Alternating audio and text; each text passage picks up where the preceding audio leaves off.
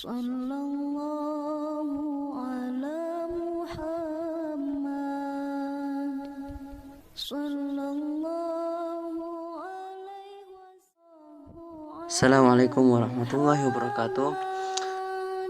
Kali ini kita akan mempelajari hadis kelima dari hadis Arba'in An-Nawawiyah yang berjudul menolak kemungkaran dan bid'ah. An Amil Mu'minin Ummi Abdillahi Aisyah radhiyallahu anha qalat qala Rasulullah sallallahu alaihi wasallam man ahdasa fi amrina hada ma laysa minhu fahuwa raddun. Rawahu Bukhari wa Muslim. Wa fi riwayatin li Muslimin man amila amalan laysa alaihi amruna fahuwa raddun. Dari Ummul Mukmin Ummu Abdillah Aisyah radhiyallahu anha berkata, Rasulullah sallallahu alaihi wasallam bersabda, barang siapa yang mendatangkan hal baru dalam urusan agama yang tidak termasuk bagian darinya, tidak ada dasar hukumnya, maka tertolak. Hadis riwayat Bukhari dan Muslim. Riwayat Muslim menyebutkan Rasulullah bersabda, barang siapa yang melakukan amalan tanpa didasari perintah kami, maka tertolak. Ahamiyatul hadis atau urgensi hadisnya. Hadis ini merupakan salah satu dasar Islam yang sangat penting. Jika hadis segala perbuatan dihitungan niatnya merupakan barometer dari setiap perbuatan ditinjau dari segi niat, bahwa setiap amal perbuatan yang tidak untuk mencari ridha Allah, amal tersebut tidak berpahala. Hadis ini merupakan barometer setiap perbuatan dari sisi zahirnya atau perbuatannya, bahwa semua perbuatan yang tidak didasari perintah Allah dan Rasulnya, maka perbuatan tersebut tidak diterima atau tertolak. Demikian juga orang yang membuat satu tambahan dalam agama yang tidak memiliki dasar baik dalam Al-Quran maupun hadis, maka tambahan tersebut sama sekali bukan bagian dari agama dan dengan sendirinya akan tertolak. Imam Nawawi berkata, hadis ini perlu dihafal dan dijadikan dalil untuk menolak kemungkaran. Ibnu Hajar Al-Hataimi berkata, hadis ini merupakan salah satu dasar Islam. Secara tekstual memiliki manfaat yang sangat luas karena ia merupakan dasar global dari semua dalil. Fiqhul hadis atau kandungan hadisnya dibagi menjadi 8. Yang pertama, Islam dilakukan dengan cara ittiba atau mengikuti, bahkan ibtidah menciptakan. Melalui hadis ini Rasulullah Shallallahu Alaihi Wasallam menjaga kemurnian Islam dari tangan orang-orang yang melampaui batas. Hadis ini merupakan Jawami'ul Kalim, singkat namun penuh makna, yang mengacu pada berbagai nas Al-Quran yang menyatakan bahwa keselamatan seseorang hanya akan didapat dengan mengikuti petunjuk Rasulullah, tanpa menambah ataupun mengurangi, sebagaimana disebutkan dalam firman Allah Ali Imran ayat 31. Kandungan yang kedua, berbagai perbuatan yang tertolak. Hadis ini merupakan dasar yang jelas bahwa semua perbuatan yang tidak didasari oleh perintah syariah adalah tertolak. Karenanya sungguh sangat sesat perbuatan yang keluar dari koridor yang telah ditentukan oleh syarak. Seolah-olah perbuatanlah yang menghukumi syarak dan bukan syarak yang menghukumi perbuatan. Perbuatan-perbuatan yang ada di luar koridor syarak ini terbagi dua, dalam ibadah dan muamalah. Dalam ibadah, jika ibadah yang dilakukan seorang keluar dari hukum syarak, maka perbuatan tersebut tertolak. Contohnya, mendekatkan diri kepada Allah dengan mendengar nyanyian, menari, melihat wanita, dan berbagai perbuatan lainnya yang tidak berdasar pada syarak. Mereka inilah orang-orang yang dibutakan hatinya oleh Allah hingga tidak bisa melihat kebenaran dan bahkan kemudian selalu mengikuti langkah-langkah syaitan.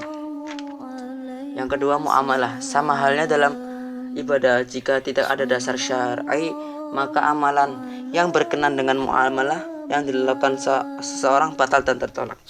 Kandungan yang ketiga, perbuatan yang diterima.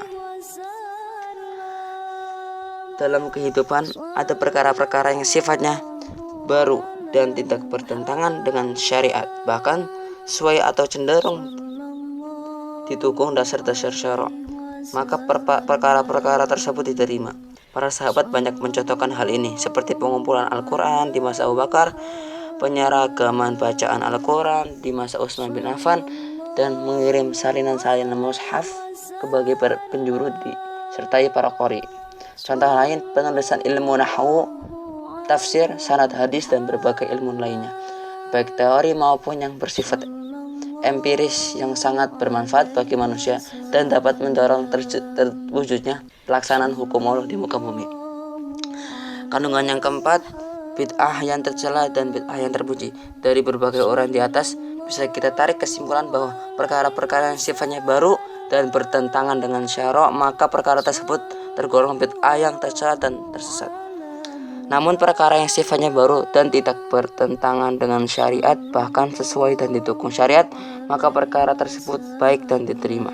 Dari perkara-perkara itu ada yang sunnah, ada juga yang sifatnya fardu kifayah. Karena itulah Imam Syafi'i pernah mengatakan, apa yang sengaja dibuat dan tidak sesuai dengan Al-Quran dan As-Sunnah ataupun ijma', maka perkara tersebut masuk dalam kategori bid'ah yang sesat. Apa-apa yang sengaja diciptakan yang bersifat baik juga tidak bertentangan dengan syara', maka masuk dalam kategori bid'ah yang baik. Bid'ah yang sesat pun bervariasi, ada yang makruh, ada yang haram, tergantung bahaya yang ditimbulkan dan ketidaksesuaian dalam nilai Islam. Bahkan dalam melakukan perbuatan bid'ah, seseorang bisa terjerumus pada kekufuran dan kesesatan. Misalnya, orang yang bergabung dengan aliran sesat yang mengingkari wahyu dan syariat Allah, mengajak untuk menerapkan hukum buatan manusia, menuduh penerapan hukum Allah merupakan keterbelakangan, atau orang yang bergabung dengan jamaah-jamaah sufi yang meremehkan berbagai kewajiban atau mempunyai paham wahdatul wujud ataupun hulul, manunggali kawula Gusti, dan berbagai perilaku sesat lainnya, termasuk bid'ah syai'ah. Atau sesat adalah pengangguan suatu benda yang minta keberkahan kepada benda tersebut dengan meyakini bahwa benda yang ia agungkan bisa memberi manfaat, misalnya menggaukan pohon, batu, ataupun kuburan. Pernah suatu saat para sahabat lewat di samping pohon bidara yang diagung-agungkan orang-orang musyrik. Para sahabat berkata, "Ya Rasulullah, biarkanlah kami mempunyai kandungan sebagaimana mereka orang musyrik mempunyai kandungan." Rasulullah berkata, "Allahu Akbar, ini seperti yang dikatakan kaum Musa, buatlah kami Tuhan sebagaimana mereka mempunyai Tuhan." Lalu beliau berkata, "Sesungguhnya kalian adalah kaum yang tidak mengerti, dan pasti kalian akan mengikuti kaum sebelum kalian." Kandungan yang kelima, kami sengaja menyebutkan hadis kedua. Barang siapa menolak amalan yang tidak didasari perintah kami, maka ia tertolak. Karena sebagian ahli bid'ah membantah hadis pertama. Barang siapa yang menciptakan hal baru, kami tidak pernah menciptakan hal baru. Apa yang kami lakukan telah kami dapatkan dari orang sebelum kami. Maka dengan penyebutan hadis kedua, argumentasi mereka tidak bernilai. Kandungan yang keenam, dari hadis di atas bisa kita pahami bahwa barang siapa yang mereka reka satu amalan, maka dosanya ia sendiri yang menanggung dan amalan tersebut tertolong. Kandungan yang ketujuh, setiap larangan cenderung pada dampak kerusakan. Kandungan yang terakhir, yaitu yang kedelapan, agama Islam sangat sempurna, tidak ada satu kekurangan pun. Jika mau menghafalkan hadisnya ada di deskripsi. Semoga bermanfaat. Wassalamualaikum warahmatullahi wabarakatuh. Sallallahu alaihi wasallam. Sallallahu ala Muhammad.